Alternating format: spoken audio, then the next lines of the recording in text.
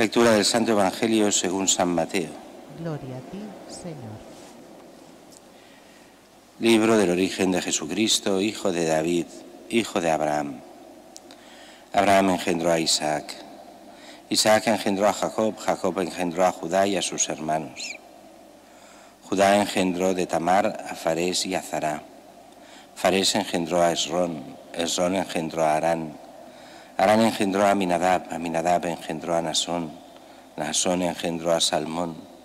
Salmón engendró de Rahab a Booz, Booz engendró de Rut a Obed, Obed engendró a Jesé, Jesé engendró a David, el rey. David de la mujer de Urías engendró a Salomón.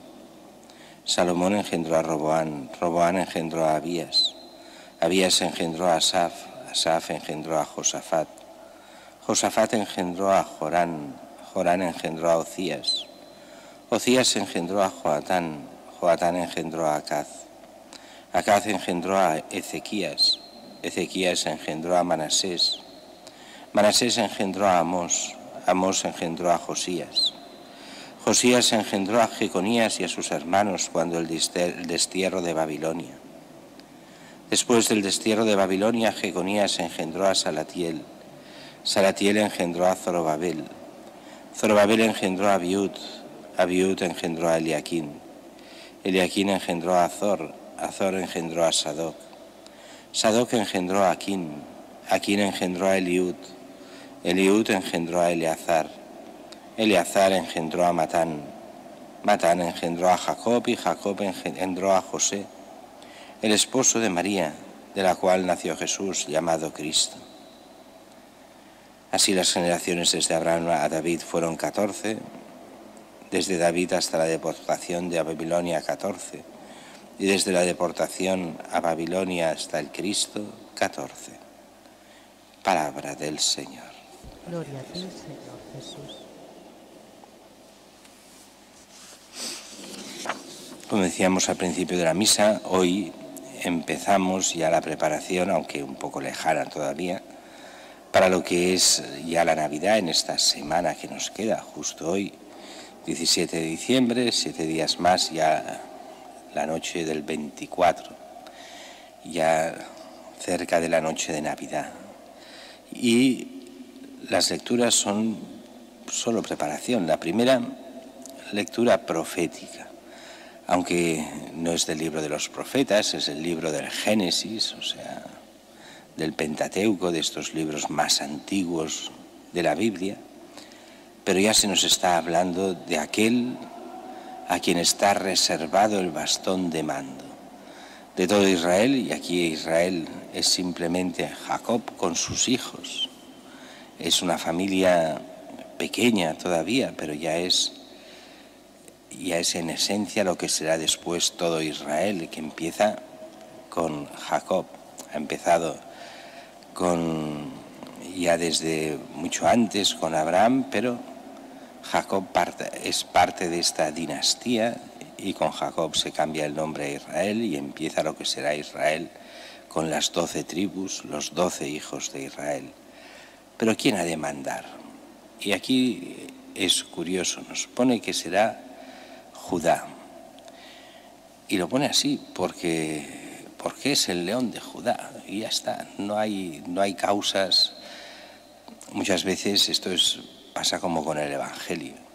En el Evangelio, ¿por qué Pedro es escogido como el que ha de ser la cabeza visible de la Iglesia?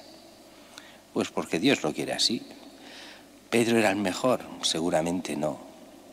¿Pedro era el más listo, el más inteligente, el más preparado? No. Pero Dios hace lo que quiere y como quiere. Y nos pone a Pedro, nos pone a Simón, que es Pedro. Pues aquí pasa lo mismo con Judá. ¿No era mucho más querido, por ejemplo, José que Judá? Pues sí, pero no pone a José, pone a Judá. Y aquí hace la profecía: no se apartará de Judá el cetro, hasta que venga aquel a quien está reservado y le rindan homenaje los pueblos. Y aquí ya se nos están como haciendo dos profecías en una. Aquel a quien está reservado es Cristo. Es el hijo de Judá, el descendiente de Judá, pero que a la vez es no solo el elegido, sino el reservado del Señor, el Señor que se hace hombre de la tribu de Judá y que es el que tendrá el mando y el mando eterno. Es el Rey del universo, como celebrábamos hace pocas semanas, la fiesta de Cristo Rey.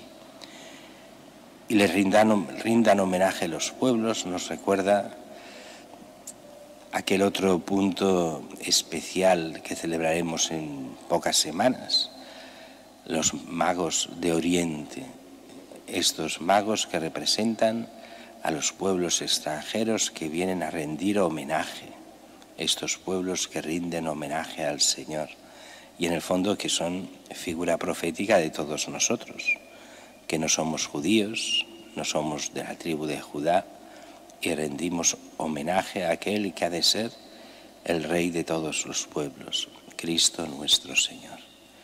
Mientras que el Evangelio de hoy, pues es el principio, los primeros versículos del Evangelio de Mateo, y es una de estas dos genealogías que encontramos sobre Jesús. Esta genealogía que parte de Abraham hasta José. Por eso sabemos que no es una genealogía en el sentido moderno, sino en el sentido clásico judío. ¿Qué quiere decir eso? Son genealogías que garantizan la transmisión de las profecías y la transmisión de lo que es la verdad de Dios, no tanto en el sentido de que sean realmente los antepasados de Jesús. ¿Por qué? Porque nos lo dice muy bien al final. Dice, y Jacob engendró a José, el esposo de María, de la cual nació Jesús llamado Cristo. El esposo de María, que no es el padre real de Jesús, sino el padre putativo de Jesús, con lo cual toda esta genealogía es la genealogía de José, pero legalmente, siendo el padre legal, pasa a ser la genealogía de Jesús, aunque sabemos bien que la auténtica genealogía de Jesús es Dios como Padre y María como Madre, y basta. De toda la parte de José es Padre legal, pero solo eso, Padre legal. Pero en él se da el cumplimiento de todas las profecías que hablaban del descendiente de David, que hablaban de aquel que tenía que venir desde el principio de los tiempos hasta ahora. Pues bien, así se cumplen esas profecías, así se cumple el mandato legal de tantas generaciones. Este Jesús es el anunciado, el Cristo, el ungido, el Mesías, aquel que estaba anunciado desde hace tantos y tantos siglos. Todo aquello se cumple en este Jesús, que es el hijo de María, el esposo de José. La esposa de José. Para nosotros vamos así preparando la Navidad. No es el nacimiento de un niño, no es como nos quieren hacer ver que es la fiesta de la familia. Claro que también Jesús nace en la Sagrada Familia, faltaría más. Pero la fiesta es la fiesta que nos hace entender el misterio oculto desde el principio, que Dios se haría hombre en Cristo Jesús. Y Jesús es el Dios que nace para nuestra salvación.